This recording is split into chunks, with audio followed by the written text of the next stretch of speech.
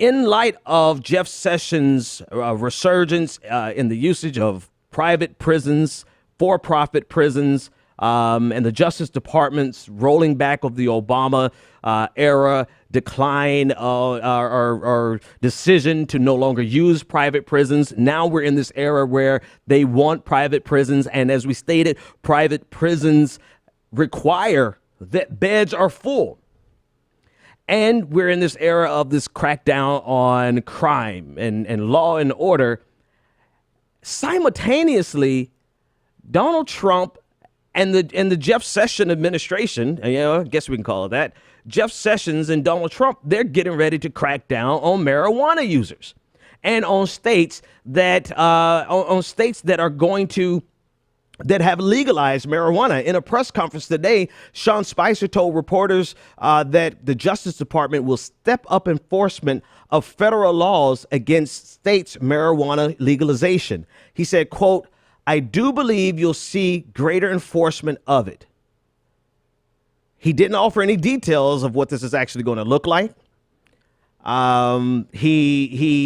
He did not offer any information into their justification, except to say, quote, "That's very different than in making a distinction between medical marijuana and recreational use." Spicer said, quote, "That's very different than recreational use, which is something the Department of Justice will be further looking into." So what's interesting about this, though, is that states are making this decision, state by state by state. This is legit. The legalization of marijuana is legitimately an issue that is organic, no pun intended, and going state by state by state.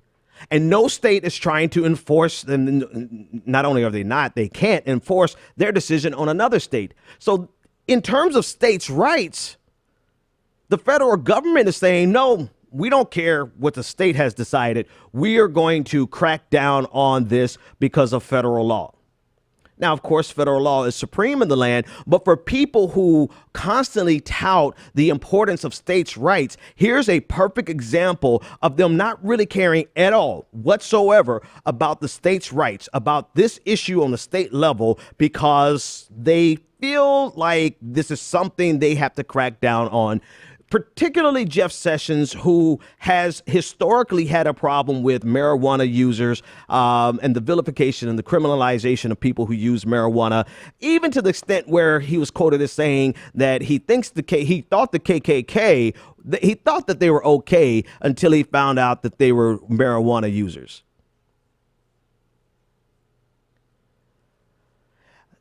Compared to the Obama administration in 2013, they stated the president's policy towards legalization would be not to intervene so long as they contained the dealing of marijuana within state boundaries. In other words, if the dealing and the selling of marijuana became an interstate issue, then of course it is something that's directly connected to the federal government or falls directly underneath the purview of the federal government. This just shows you the glaring hypocrisy of conservatives. Because you think about their desire. It just reminds me of the insurance issue and how they want so desperately for insurance companies to be able to handle or to have policies that cross boundaries, state boundaries. And this is something that they've been advocating for forever. And now here President Obama is saying, here's a perfect example of when the federal government can stay out of something, allow the state to have their own prerogative, so long as it does not become interstate commerce, then there's nothing that the federal government needs to be involved in. So on one issue and on many of issues, the insurance issue is just one out of a dozen that we could think of right off the top of our heads. It's one issue where the Republican Party, the GOP, they want so desperately for issues that are inside of their ideological worldview to be imposed on the state level, completely erasing states' rights. And then on other issues, they were like, oh, well, we want the government to stay out of it, even though it involves interstate commerce.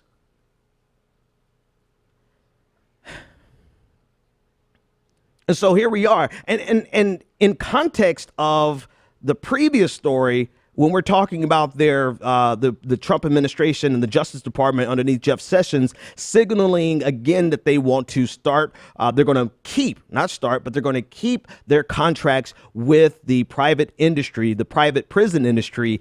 This lets you know who they're getting ready to target. Both of these came down today.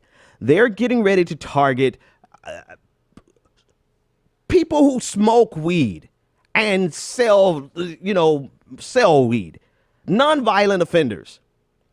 This is what they want. And they want to fill up, because if Massachusetts, for example, is not going to if Massachusetts is not going to prosecute or imprison someone over marijuana, then what are they going to do? They're going to have to get they're going to have to use federal law, federal courts, federal convictions, and federal prisons. Right back full circle to the private prisons. So it's both an ideological assault on individual rights, it's an ideological assault on states' rights, but it's also a giveaway to their buddies in the private prison industry complex. And here we are with a complete reversal of a trend towards progress, because, I mean, we're talking about weed. We're not talking about heroin. We're not talking about opioids that cause physical addictions and cause how many overdoses and how many deaths every year. And so I pose the same question at the end as I did in the beginning.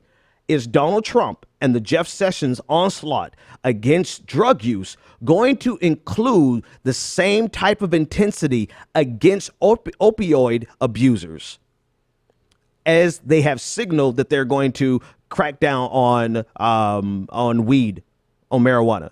Are they going to be just as intense on A as they have signaled that they're going to be on B?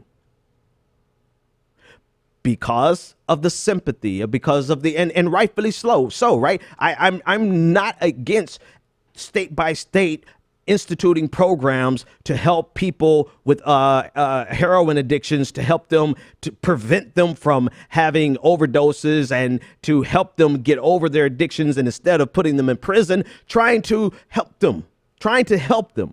That's what we should do. But the question is, what is the Trump administration really going to do? Because as with everything else, there's clearly in this story, there's an underlying race component where we're going to see a serious crackdown, or the implications rather of this crackdown are very likely to be felt the hardest by Black and brown communities.